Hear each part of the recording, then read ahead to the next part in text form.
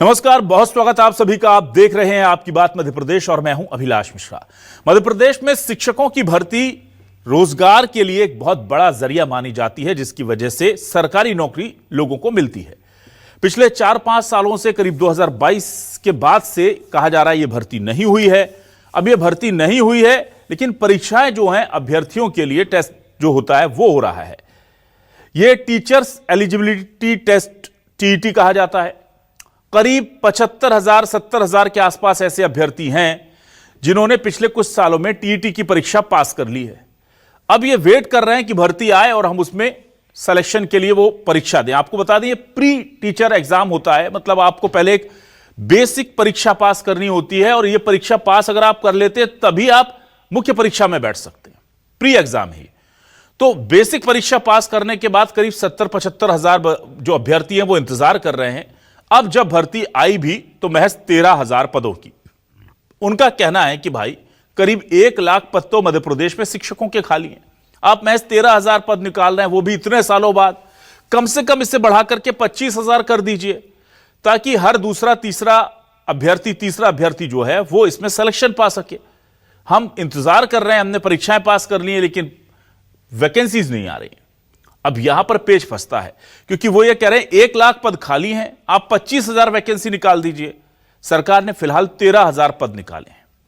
यह बड़ा मामला है और यह मामला इतना बड़ा है कि यह सीधे तौर पर हजारों लोगों को प्रभावित कर रहा है। लेकिन उससे भी बड़ी चीज यह है कि यह करोड़ों परिवारों के बच्चों की शिक्षा को भी प्रभावित कर रहा है, क्योंकि अगर 70-75,000 या 1 लाख पद खाली हैं तो फिर उन्हें भरने की प्राथमिकता तो होनी चाहिए। इसी मुद्दे पर आज करते हैं आपकी बात।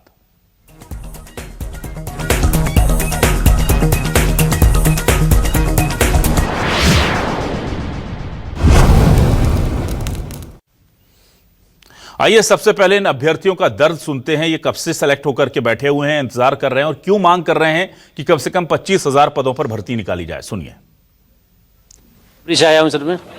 जी, अब वर्ग 2 में और 3 में पद वृद्धि बहुत कम हुई थी, अब वैकेंसी बहुत ही कम आई थी, जिसमें से भी एजुकेटरों के लिए उन्होंने दे दी थी, तो बहुत कम वैकेंसी रह गई है। तो हमारी मांग ये है कि 2 में और 3 में 25,000 वैकेंसी होना चाहिए। पद वृद्धि की जावे एवं वर्ग 3 में 25,000 पद वृद्धि की जावे। मैं प्रणव शर्मा मंदसौर से आया हूँ और हमारा जो आज का आंदोलन था वो एक देखा जाए तो शिक्षा मंत्री हमको मिले नहीं है। अब हमारा अगला मूवमेंट जो होगा वो भूख हड़ताल अनिश्चितकालीन रहेगी। देखिए, हम लोगों ने सोचा है कि जहाँ जहाँ लॉज है या सड़कों पर जहाँ पर भी स्टेशन के आसपास जगह मिलेगी अभ्यर्थी वहाँ रुकेंगे और हम आगे की रणनीति बना रहे हैं कि आज हमको संतुष्ट जवाब नहीं मिला है, तुम कल से भूख हड़ताल की परमिशन लेकर भूख हड़ताल में बैठने वाले। तो जाहिर सी बात है कि यह पूरा मामला अब सरकार के और विपक्ष के लिए भी बड़ा इशू बन गया है। ऐसे में कांग्रेस आरोप लगा रही है। विक्रम चौधरी क्या कह रहे हैं, सरकार की तरफ से बीजेपी प्रवक्ता अजय यादव ने क्या कहा है, सुनिए।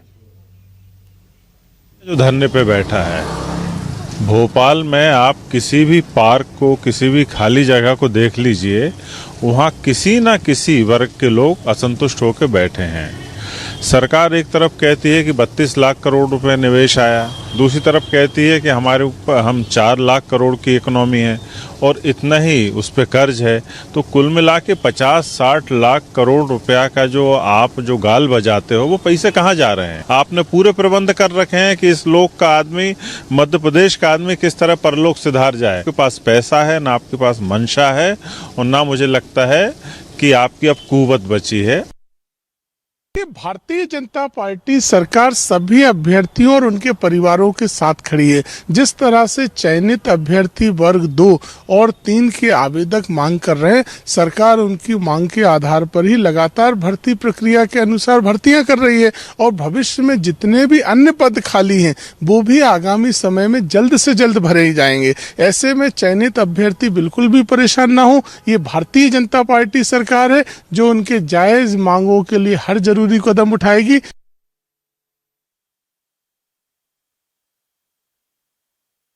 ये अब सीधे रुख करते हैं सवालों का। सवाल क्या है, सवाल लेकर आ रहा है आपके टेलीविजन स्क्रीन पर। ये रहे हमारे आज के सवाल देखिए।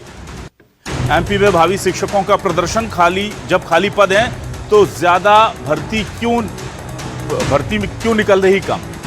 कई विषयों में ईडब्ल्यूएस और ओबीसी के एक भी पद नहीं, कम शिक्षक होने से शिक्षा की गुणवत्ता भी कम होगी। कांग्रेस बोली हमारा हाथ भावी शिक्षकों के साथ। बीजेपी बोली हर विभाग में भर्ती कर रही सरकार। एमपी के स्कूलों में शिक्षकों की भारी कमी, पात्र शिक्षक अभ्यर्थियों को नौकरी मिलती क्यों नहीं, ये भी सबसे बड़ा सवाल है। भाई जब पद 1 लाख खाली हैं, 25,000 की मांग कर रहे हैं। हमारे साथ बातचीत करने के लिए कुछ खास मेहमान जुड़े हैं बीजेपी से। हमारे साथ वरिष्ठ नेता प्रवक्ता डॉक्टर प्रेम व्यास जुड़ गए हैं। डॉक्टर प्रेम जी का स्वागत करूंगा। कांग्रेस से हमारे साथ वरिष्ठ नेता प्रवक्ता अमित तावरे जी जुड़े हैं। अमित जी का भी स्वागत करता हूं। हमारे साथ वरिष्ठ पत्रकार के तौर पर देशदीप सक्सेना साहब जुड़े हैं, उनका स्वागत करूंगा। और खास मेहमान के तौर पर अध्यक्ष शिक्षक भर्ती संघ दिनेश ठाकुर हमारे साथ जुड़ रहे हैं, उनका स्वागत करता हूं। पहला सवाल दिनेश जी आपसे ही लेता हूं। दिनेश जी, क्या आपकी मांग है? जरा सरल शब्दों में और छोटे अंतराल में बताइए कि क्या आपकी मांग है और क्यों जायज मानी जाए आपकी मांग। सर देखिए, शिक्षक भर्ती कोई ऐसा बड़ा मतलब बहुत बड़ा मुद्दा इसलिए बन रहा है क्योंकि शिक्षा ही हमारी एक समाज की रीढ़ है और हम चाहते हैं कि ज़्यादातर शिक्षक स्कूलों में पदस्थ हों।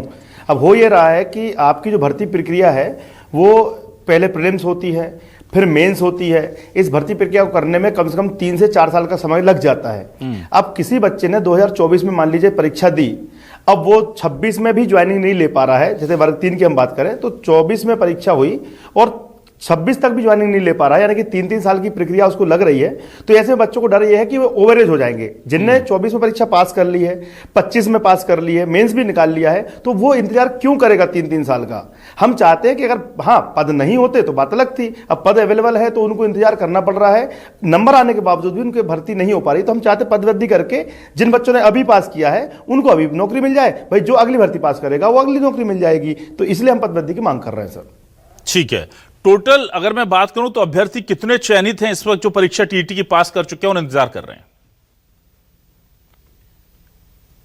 देखिए सर, होता है कि जो प्रीलिम्स होता है उसमें तो क्वालिफाई मार्क्स होते हैं, लेकिन जो मेंस होता है उसमें मेरिट आती है। तो अगर मेरिट की भी देखें तो इन्होंने मेंस में भी क्वालिफाई मार्क्स रखा है 50-60-50-40% कि अगर 40% SC ST OBC वाले नंबर लेकर आ रहा है, मान लो 100 में से 40 नंबर लेकर आ रहा है तो वो क्वालिफाई माना जाएगा। और अगर जो जनरल वाला अनरिजर्व वाला कैंडिडेट है वो 50 नंबर पे माना जाएगा। तो ऐसे बच्चे मेरिट के आधार पर अगर हम देखेंगे और क्वालिफाइड अगर देखेंगे तो लगभग 80,000 से प्लस स्टूडेंट्स हैं जो क्वालिफाइड हैं। अब मेरिट आपकी जितनी बनेगी उसमें हम ज्वाइनिंग ले लेंगे। तो अगर वर्ग 2 वर्ग 3 मिला लें तो 1.5 लाख से ऊपर बच्चे हैं जो क्वालिफाइड हैं, उनको नौकरी मिल और पद कितने खाली हैं ये भी जल्दी से बता दीजिए दिनेश जी। देखिए, राजपत्र के अनुसार अगर देखा जाए तो लगभग 90,000 प्राथमिक शिक्षक में और वर्ग 2 मिला लें तो 1.5 लाख के आसपास पद खाली हैं। लेकिन इनका कहना यह है कि विभाग में हमारे पास पद खाली नहीं है। तो सर मैं सीधी सीधी बात कहूंगा कि 70,000 अतिथि शिक्षक लगा रखे हैं, तो 70,000 पद तो आपके सामने ही खाली है सर। हम तो कोर प्रूफ निकालते नहीं, RTI निकालेंगे तो 70,000 तो अतिथि शिक्षक हैं। बाकी 1.5 लाख हमारे जानकारी के अनुसार 1.5 लाख से ऊपर पद खाली है पूरे MP में। ठीक है, और हम उन पर भर्ती की मांग कर रहे हैं। ठीक है अमित जी आपके पास आता हूं। अमित जी देखिए, पद खाली हैं, ये सिर्फ रोजगार से जुड़ा मसला नहीं है, ये बच्चों की शिक्षा और उनके भविष्य से जुड़ा मसला भी है। क्या कहेंगे आप इस समस्या को लेकर के? ये चयनित शिक्षक है जो हैं ये इंतजार कर रहे हैं कि कब इन्हें नौकरी मिलेगी। देखिए, ये पर्ची वाले जो मुख्यमंत्री हैं मोहन यादव जी, इससे पहले ये उच्च शिक्षा मंत्री भी थे और लोगों ने ये उम्मीद करी थी कि जब ये मुख्यमंत्री बने हैं तो कम से कम शिक्षा की स्थिति जो बदहाल स्थिति में है 2003 से, वो कुछ अच्छी बेहतर होगी। लेकिन आज मध्य प्रदेश की हम बात करें तो बड़े दुख का विषय है कि डबल इंजन की सरकार की जो सरकार है, यहाँ पे शिक्षकों की भी दुर्गति हो रही है, छात्रों की भी दुर्गति हो रही है। लगभग 1.5 लाख से ज़्यादा शिक्षकों के जो पद खाली हैं, आप सोचिए कि 50-60 छात्रों का दबाव रहता है एक शिक्षक पर। तो और भी जो तमाम उनकी विसंगतियां हैं विभाग की, ये समय समय पर सामने आती रहती है। और हर सबसे बड़े दुख की बात यह है कि आप प्रतिवर्ष यदि देखेंगे, पिछली बार तो ये हुआ था, हम आपके चैनल पर ही बैठे थे जब हम लोग बात कर रहे थे, अपने 6-6, 8-8 महीने के बच्चों के साथ भी महिलाएं आई थीं और किस तरीके से कुठाराघात किया था, उनको उठाकर ले गए थे थाने की गाड़ियों में बिठाकर। ये मध्य प्रदेश की जनता ने, हमने सबने एक तानाशाही रवैया सरकार का देखा था। उस समय भी बहुत बड़ी बड़ी बातें हुई थी कि हम सारी मांगे मान लेंगे, इस तरीके की बातें। लेकिन आज जो है वो जस के तस है। सरकारी स्कूलों की हम यदि दुर्दशा की बात करें तो आप सोचिए कि आधे से ज़्यादा स्कूलों में जो एक सामान्य व्यवस्था होना चाहिए, चाहे पीने के पानी की बात करूं, हम शौचालय की बात करें या पंखे तक की बात करें, ये तक स्थिति मध्य प्रदेश के स्कूलों में नहीं है। आप देखिए कि जो सरकार लगातार, अभी मैंने सुना है कि आज ही सरकार ने 4,000 करोड़ का कर्जा लिया है, तो ये अपनी ब्रांडिंग पे खर्च करते हैं। जनसंपर्क में करोड़ों रुपए का भुगतान हो रहा है सिर्फ इसलिए कि रोज ये बताया जाए मध्य प्रदेश के लोगों को कि मध्य प्रदेश जो है यहाँ पर राम राज्य स्थापित हो गया है। लेकिन जो वास्तविक स्थिति है, मुझे लगता है संघ के जो हमारे प्रमुख बैठे हुए हैं, इन्होंने बताया कि यहाँ पे मध्य प्रदेश में दुर्व्यवस्था है। आज यही कारण है कि मध्य प्रदेश के सरकारी स्कूलों में छात्रों की संख्या लगातार कम होती जा रही है, लेकिन इस ओर भी सरकार का कोई ध्यान नहीं है। मध्य प्रदेश के जो स्कूल शिक्षा मंत्री है, उनका ध्यान बिल्कुल स्कूल शिक्षा विभाग की तरफ नहीं है। उनका सारा ध्यान उनका जो दूसरा विभाग है, परिवहन विभाग, वहां पे उनके सारे लोग लगे हुए हैं। तो ये कहीं ना कहीं ये बात बताता है कि मध्य प्रदेश में शिक्षा की व्यवस्था, जो कि हमारा भविष्य है, उस पर बिल्कुल सरकार का कोई ध्यान नहीं है। ठीक है, चलिए डॉक्टर प्रेम व्यास जी आपके पास आता हूं। देखिए, इतनी पोस्ट खाली हैं और अब तो जाहिर सी बात है कि फिर से बीजेपी सरकार को ये लोग लाए हैं तो उनको मिलना भी चाहिए पद। पर अगर 1.5 लाख ना माने, 70-80 हजार भी है, तो 25,000 की तो वैकेंसी की मांग कर रहे हैं वो भी 2-3 साल 4 साल बाद शायद अब निकलने वाली है वैकेंसी। तो क्या कहेंगे आप? अभिलाष जी, मैं दोनों तीनों बातों का जवाब देता हूँ। सबसे पहले तो जो मेरे कांग्रेस के मित्र ने कहा, न्यू एजुकेशन पॉलिसी लगभग 60 वर्षों तक आप ला पाए थे क्या? क्यों नहीं ला पाए? उसका क्या जवाब दिया? हम लेकर आए। दूसरी तरफ मध्य प्रदेश में सिर्फ शिक्षा व्यवस्था की बात की जाएगी तो 8.2% है। आदरणीय दिनेश जी यहाँ पर बैठे हैं, इनको भी ज्ञात हुआ जब अतिथि शिक्षक अपनी मांग लेके गए थे तो उनको बसों में बिठा के जंगलों में छोड़ दिया गया था। उसमें से कुछ अतिथि शिक्षकों की दुखद देहांत भी हो गया था। कुछ अतिथि शिक्षिकाओं ने मुंडन करा लिए थे। आज हम जो है सरकार विरोध नहीं, संवाद में विश्वास रखती है और सरकार चरणबद्ध तरीके से विचार करके जो भी पूर्व के पद थे, जैसे वर्ग 1 में 8,000 पदों पर स्वीकृति दी गई, उनकी पूर्ति की गई। निश्चित रूप से नियमित भर्तियों को बहाल भी किया गया और प्रक्रियाओं में परिवर्तन किया गया। अतिथि शिक्षकों की मांग थी पिछले वर्ष और उसको भी हमने ध्यान में रख के 25% आरक्षण की उनसे वादा किया। तो निश्चित रूप से सरकार को सभी पैमानों, सभी बातों का ध्यान रखना है और इसी कारण से हमने कहा है कि चरणबद्ध तरीके से जो भी प्रक्रियाओं के अनुसार नियुक्ति के मापदंडों में परिवर्तन हो सकता है, सरकार उसके लिए बाध्य है। पूर्व में भी हमने जनहितैषी निर्णय लिए हैं। पूर्व में भी हमने जो है सैलरीज बढ़ाने की बात हो या पूर्व में जो अतिथि शिक्षकों को सुविधा देने की बात हो, 25% आरक्षण की बात हो, उन सब बातों का भी ध्यान रखा है। 8,000 पदों की भी बात करिए। उसके बाद नियमितीकरण की जो प्रक्रिया आई थी उसको के लेके भी जो परिवर्तन करना चाहिए थे उसको भी करें। तो सरकार आज शिक्षकों के साथ खड़ी है और निश्चित रूप से चरणबद्ध तरीके से जहां पर किसी कानूनी पहलू का वहां पर समाविष्ट ना हो पाए, उसके अगेंस्ट ना जा पाए, इन सभी बात वित्त पोषण सभी आवश्यकताओं की पूर्ति करते हुए निश्चित रूप से समय अंतराल पर सरकार निर्णय लेगी। ठीक है, मैं आ जाता हूं देशदीप जी आपके पास। देशदीप जी, देखिए, शिक्षकों की भर्ती किसी भी सरकार के लिए बड़ा विषय रही है और ये जितना लुभावना चुनावों के वक्त होता है उतना ही कठिन इसका एग्जीक्यूशन, उन वादों को एग्जीक्यूट करना चुनाव के बाद हर सरकार के लिए होता है। शिवराज जी की सरकार में भी ये बहुत बड़ा मुद्दा था। क्या कहेंगे अभी की स्थिति में सरकार को क्या करना चाहिए और इन शिक्षकों की मांग कैसे पूरे हो सकती है? देखिए, सरकार को क्या करना चाहिए, सरकार की प्राथमिकता होनी चाहिए। ये इसमें 2 मुद्दे जुड़े हुए हैं, न केवल रोजगार बल्कि जैसा आपने अपने प्रारंभिक बयान में कहा था, जो स्टूडेंट्स का भविष्य भी इससे जुड़ा हुआ है, शिक्षा इससे जुड़ी हुई है, ड्रॉप आउट रेट इससे जुड़ा हुआ है, quality of education in government school इससे जुड़ा हुआ है। और जैसा कि हमारे साथी दिनेश जी भी बता रहे थे कि जिनकी 3 साल पहले जिन्होंने सब कुछ क्लियर कर लिया, उनको आज पोस्टिंग नहीं मिली है। तो इसका क्या मतलब है? मतलब हम क्या प्राथमिकता माने? मोहन यादव जी की सरकार पिछले 2 साल। मैं माफी चाहूंगा देशदीप सक्सेना जी, आपकी आवाज बहुत क्लियर नहीं आ पा रही है। मैं तकनीकी दिक्कत दूर कर लेता हूं और एक बार फिर आपके पास आने की कोशिश करूंगा। बस 1 से 1.5 मिनट के बाद मैं आपके पास आ रहा हूं। मैं जल्दी से दिनेश जी आपके पास आता हूं। दिनेश जी, मुझे ये बताइए, जिन लोगों की भर्ती प्रक्रिया पूरी हो गई है, क्या वो भी अभी तक क्यू में है, कतार में है? जी, वर्ग 2 का जो अभ्यर्थी है उनकी तो ज्वाइनिंग प्रक्रिया इन्होंने स्टार्ट कर दी है। अभी डॉक्यूमेंट अपलोड चल रहा है जिसमें वेरिफिकेशन होगा, फिजिकल वेरिफिकेशन। बट वर्ग 3 वालों का भी रिजल्ट होल्ड है, मतलब अभी उनका रिजल्ट नहीं आया है। तो वर्ग 3 वालों के एग्जाम हो चुके हैं, बट रिजल्ट अभी आना बाकी है, जो कि शायद जनवरी फरवरी में संभावित लग रहा है। बट शायद कुछ लोग ये समझ नहीं पा रहे होंगे कि मैं 2 साल की बात 3 साल की बात क्यों कर रहा हूं। उनको ये लग रहा होगा सर कि एग्जाम तो अभी हुई है, जैसे हम बात करें मेंस की। मैं बोल रहा हूं कि भर्ती प्रक्रिया देखिए आप, अभी ये प्रीलिम्स होगी पहले, प्रीलिम्स मतलब प्री दिया जाएगा, जो कि अभी इस बार फिर अगस्त में है, वर्ग 3 का।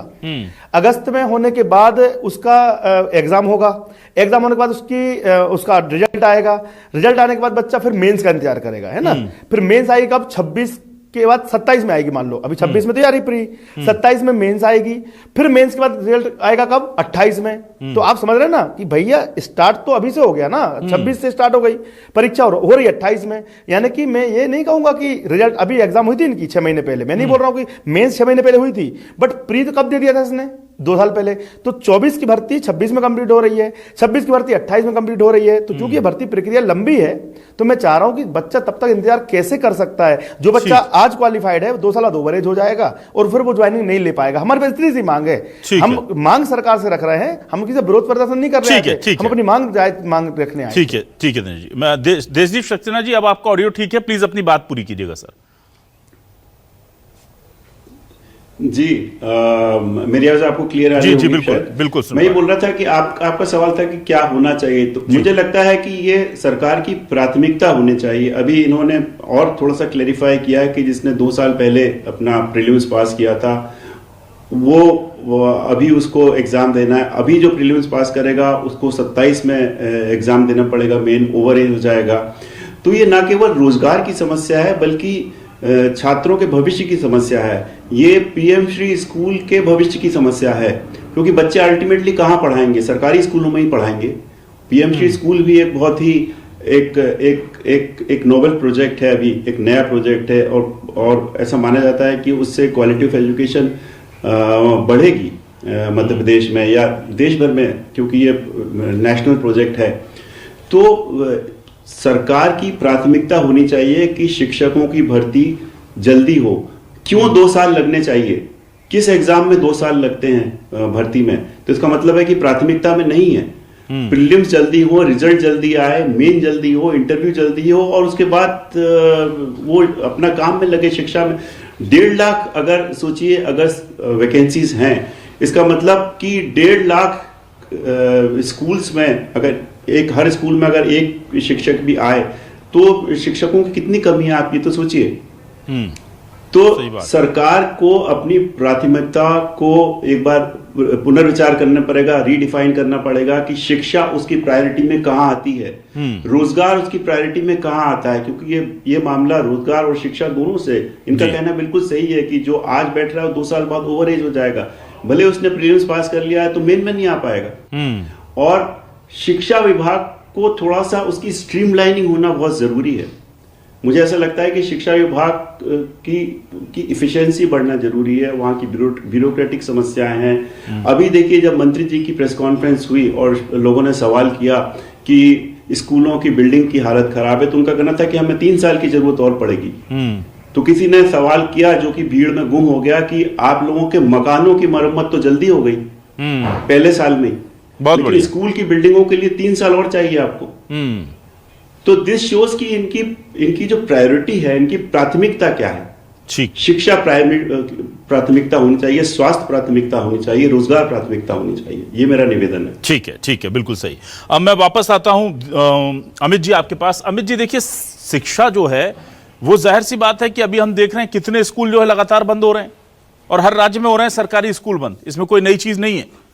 कई स्कूल एक शिक्षक के भरोसे चल रहे हैं, कई स्कूलों में शिक्षक ही नहीं है, कई स्कूल जो हैं वो दूसरी बिल्डिंगों में चल रहे हैं, मर्जर हो रहे हैं, स्कूल के संविलियन हो रहे हैं। तमाम चीजें चलने के बाद भी स्थिति सुधर नहीं रही। और जिस प्रदेश में 1 लाख शिक्षकों की ऑन रिकॉर्ड कमी होगी, उसमें फिर दिक्कतें तो होंगी ना। सरकारी एजुकेशन सिस्टम को हम बिल्कुल गर्त में ले गए क्या? हमने सब में तरक्की कर ली, पर शिक्षा को कहां ले गए हम?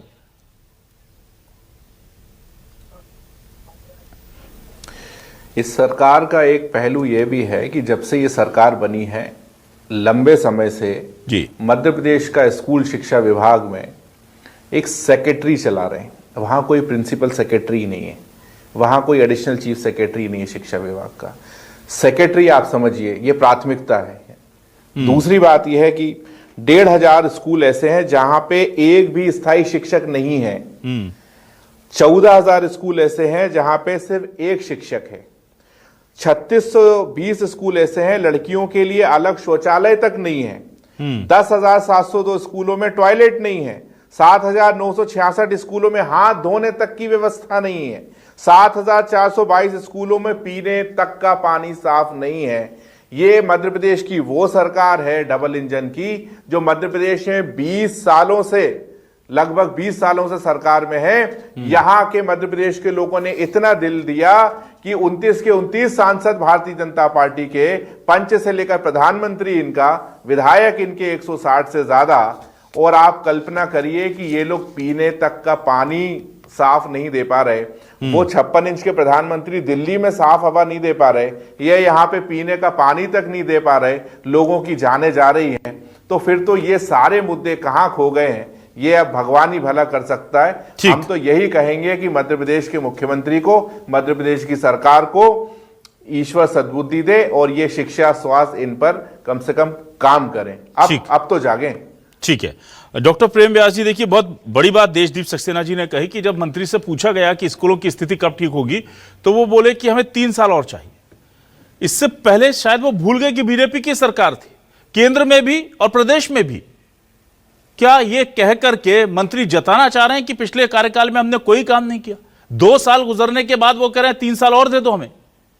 मतलब ये तो हद है ना। ये तो दिखा रहा है कि आप कितनी लाइटली, हालांकि मंत्री जी कितना लाइटली लेते हैं सबको पता है, अपने विभाग को और शिक्षा विभाग को खासतौर से। ये मंत्री जी तो बहुत प्रख्यात हो गए हैं आजकल जिस तरह से काम करते हैं। तो वो इतनी साफगोई से कह रहे हैं कि हमें 5 साल सिर्फ स्कूलों की मरम्मत करने के लिए चाहिए। आप मुझे बताइए कौन से जमाने में हैं हम भाई? 5 साल आपको पहले, पिछले, इससे पहले के जो समय दिया गया, जो बीजेपी की सरकार थी, उसमें क्या हुआ फिर? अभिलाष जी, मैं दोनों बातों का जवाब दे रहा हूँ। आदरणीय देशजीत जी और दिनेश जी की जो बातों से मैंने निष्कर्ष निकाला, वे चाहते हैं कि पात्रता परीक्षा और जो चयन के नियम है उसमें परिवर्तन हो। पात्रता परीक्षा का जो समय निर्धारित किया गया है, जैसे आदरणीय दिनेश जी कह रहे थे कि 2 साल बाद सिलेक्ट होता है, तो उसमें जो है स्कूल शिक्षा विभाग या राज्य शिक्षा केंद्र जो है उसमें परिवर्तन लाए।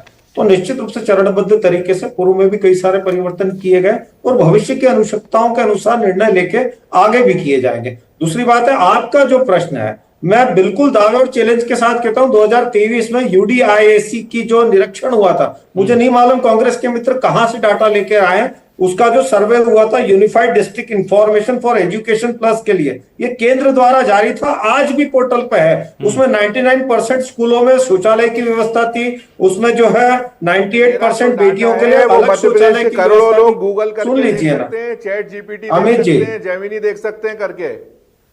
अमित जी, मैं तो आपको UDIAC की बात कर रहा हूँ, एक सर्टिफाइड संस्था है, हवा हो जाएगी। मैं आपको सर्टिफाइड संस्था की बात कर रहा हूं। मैंने करा है, मैं आपसे सर्टिफाइड संस्था की बात कर रहा हूं। अरे सारा चलिए आप सर्टिफाइड संस्था बताइए, चलिए बताइए कौन से सर्टिफिकेशन के तहत बता रहे हैं आप, बताइए मुझे, कोट करिए कौन सी संस्था ने सर्वे करा था, कोट करिए। सारा स्रोत है ये RTI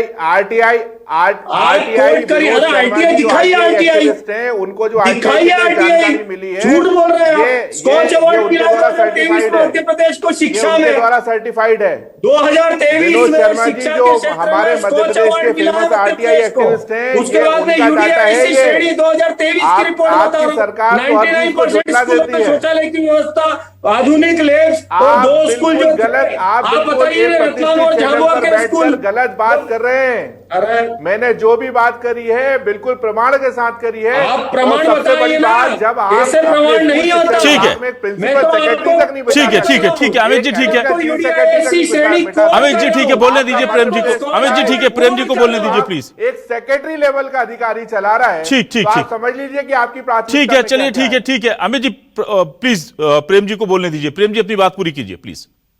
देखिए अभिलाष जी, समस्या यही है कि आप जब तथ्य और तर्कों से बात करेंगे तो चिल्लाना चालू कर देंगे। मैंने यूडीआईसी की बात करी, आप जाके चेक करिए ना। मैंने स्कॉच की बात करी, आप जाके चेक करिए। कहीं से भी डाटा उठा के नहीं होता ना। मध्य प्रदेश में लगभग 16 से ज्यादा राज्य विश्वविद्यालय, 20 से ज्यादा निजी विश्वविद्यालय, 3 डीम्ड विश्वविद्यालय, 3 राष्ट्रीय महत्व के संस्थान है, 1 IIT, NIT, IIM, IISR, ये सब मध्य प्रदेश में है। लगभग 1,23,412 स्कूल से 8.2% जाके गूगल करिए। मध्य प्रदेश आज सेकंड पोजीशन पर है। मंत्री जी ने जिन आवश्यकताओं की, जहां पर आवश्यकताएं हैं, हम मानते हैं हम 90% से ऊपर पहुंचे हैं, लेकिन अभी भी कई जगहों पर आवश्यकताएं हैं। उसके लिए उन्होंने चिन्हित करा कि वहां पर भी आने वाले अगले 3 सालों में व्यवस्थाओं को दुरुस्त किया जाएगा। कई सारे ग्रामीण अंचलों में विद्यालय थे जिनको संदीपनी विद्यालय में परिवर्तित किया गया। झाबुआ, रतलाम जैसे जो विद्यालय वो एशिया के सर्वश्रेष्ठ 10 विद्यालयों में आए हैं, वो पहले और सेकंड पोजीशन पर आए। तो यह प्रदर्शित करता है कि राज्य सरकार ने पूरी तन्मयता के साथ में, सार्थकता के साथ में शिक्षा के क्षेत्र में कार्य किया है। बिल्डिंग्स आप देखिए ना, आप जाके मनासा जैसा एक ग्रामीण क्षेत्र है, वहां पर जब सीएम राइस विद्यालय बना है, उसकी बिल्डिंग्स आप देखिए, कई सारे बिल्डिंग्स को परिवर्तित किया है। और कई सारे जहां पर विद्यार्थी कम थे, उन बिल्डिंग को वहां पर जहां पूरी व्यवस्थाएं थी, वहां पर 2-3 स्कूलों को मर्ज भी किया है। और आवश्यकता के अनुसार टीचर्स के स्थानांतरण हुए, टीचर्स की संख्या में बढ़ोतरी भी हुई है। लेकिन हम मानते हैं कि कभी भी परिपूर्ण नहीं होता, जहां पर आवश्यकता है उसे भी पूर्ण किया जाएगा। ठीक है, चलिए देशदीप सक्सेना जी, स्कूल भी अच्छे हुए हैं, टीचर की संख्या में बढ़ोतरी भी हुई है, तमाम चीजें हुई हैं, फिर ये सरकारी स्कूलों से बच्चे छोड़ क्यों रहे हैं? सरकारी स्कूलों का ड्रॉप आउट रेट बहुत ज्यादा है, बहुत ज्यादा प्रश्न है प्राइमरी स्कूल से खास तौर से। दूसरा ये है कि अगर हम अच्छी एजुकेशन दे रहे हैं, बिल्डिंग बना रहे हैं, तो फिर ये क्यों करना पड़ रहा है कि भाई यहाँ शिक्षक नहीं है, या यहाँ पर 20 बच्चे हैं, इनके लिए एक ही शिक्षक हो रहा है 50-80 बच्चों के लिए, तो इसका मर्जर कर रहे हैं। हमें मर्जर भी करने पड़ रहे हैं। एक वेलफेयर स्टेट का काम ये होता है कि हम और स्कूल खोलें, और अस्पताल खोलें, और पुल बनाएं, और ब्रिज बनाएं। यहाँ उल्टा हो रहा है, स्कूल बंद हो रहे हैं, बच्चे बाहर जा रहे हैं। अच्छा, कहते हैं वो प्राइवेट स्कूल में शिफ्ट हो गए।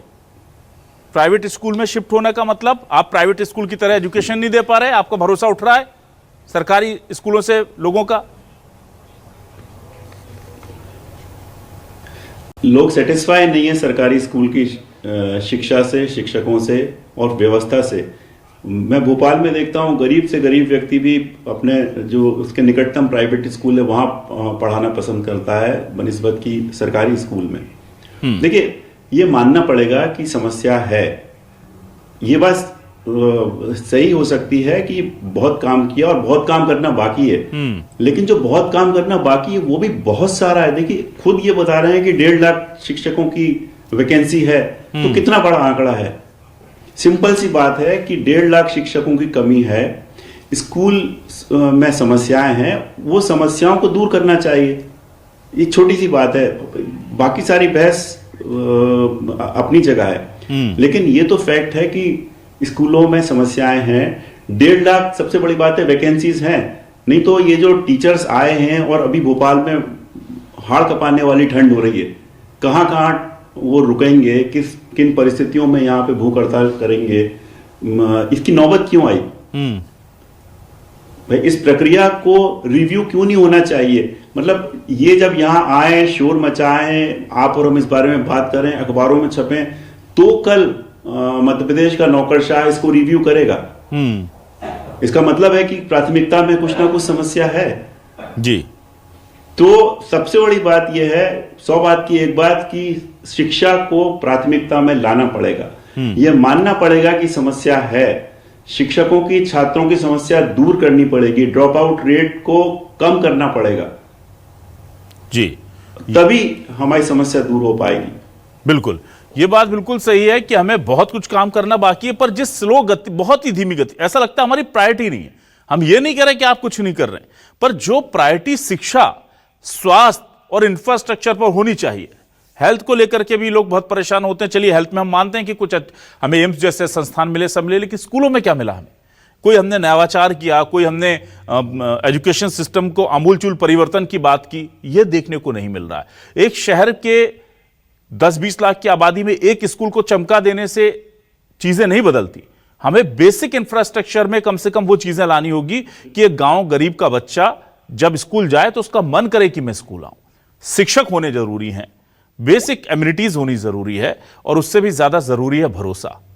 भरोसा शिक्षकों में कि सरकार हमारे हितों का ध्यान रख रही है, और फिर शिक्षकों पर जिम्मेदारी है कि वो शिक्षा व्यवस्था में ऐसा भरोसा पैदा करें आम लोगों का कि वो गरीब आदमी जो है वो मजबूर ना हो कि कर्ज लेकर के बच्चे की फीस चुका रहे हैं।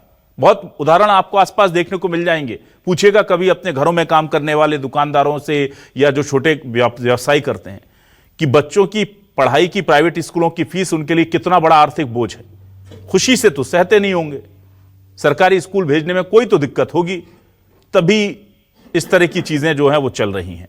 ड्रॉप आउट रेट बताता है कि भरोसा कम है, और शिक्षकों की मांग भी बहुत जायज है कि अगर भाई 1.25 लाख वैकेंसी है तो 20-25 हजार वैकेंसी निकालिए। डबल इंजन की सरकार है, लगातार है, बार बार है, हर बार है, नीचे से लेकर ऊपर तक बीजेपी की सरकार है, फिर क्या दिक्कत है? सबसे बड़ा सवाल यही है। अब शिक्षक कह रहे हैं कि अब भूख हड़ताल करेंगे। इतनी ठंड में सरकार को संज्ञान लेना चाहिए, आगे बढ़कर उनसे बात करनी चाहिए और कोई बीच का रास्ता निकालकर उनकी भी मांग पूरी करें, शिक्षकों की कमी भी दूर करें और भरोसा भी कायम करें। बहुत शुक्रिया डॉक्टर प्रेम व्यास जी, अमित तावरे जी, दिनेश ठाकुर जी, देशदीप सक्सेना जी हमारे साथ जुड़ने के लिए, इस डिबेट का हिस्सा बनने के लिए तमाम दर्शकों का शुक्रिया। नमस्कार।